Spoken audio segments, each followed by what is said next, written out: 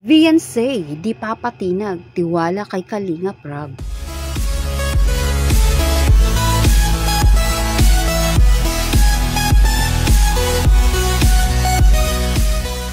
Hindi na nga natiis ni Beyonce sa mga taong pinaparatangan siya at naglabas na ng saloobin sa kanyang TikTok account sa mga pambabatikos at walang magawa sa buhay ng mga tao. Ayon nga kay Beyonce, marunong po ako tumanaw ng utang na loob sa mga taong tumutulong sa akin, simula't simula.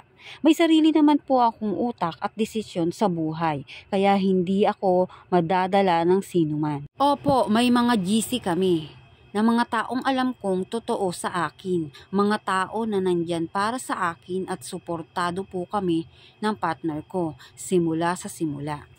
Yung mga taong nagbibigay ng mga magagandang advice sa akin, sila din ang nagpapagaan ng aking kalooban, lalo na kung may mga bashers. Wala po akong pinapanigan, lahat po ng taong nagmamahal sa akin, mahal ko rin.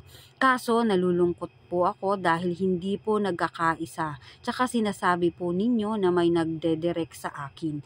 Para lang po alam ninyo, sa mga K-boys o kay Kuya Rab, dumadaan ang gusto nilang ipaabot sa akin. Nagpapasalamat po ako sa mga titas na sinasabihan yung wak-wak dahil nagpupuyat po sila para makita lang maayos ako at maayos ang aking kalagayan. May mga event dahil sobrang suportado po nila ako sa lahat ng ginagawa ko. Grabe talaga ang mga basher ni Beyonce. Kung ano-ano na lang ang mga sinasabi para lang masira si Beyonce. Pero di papatinag si Beyonce at ganito nga siya katapang. Dahil ayaw niyang pinaparatangan siya ng mga taong ayaw sa kanya. Kaya sinupalpal niya ang mga taong walang magawa kundi sirain siya. Kaya tama lang ang ginagawa ni Beyonce. Huwag mong hayaang paratangan ka ng kung sino-sino lamang. Talaga ang maganda kay Beyonce, paglalo't alam niya tama siya. Huwag mong hayaan na paratangan ka lang nila dahil wala namang naitulong ang mga yan sa'yo.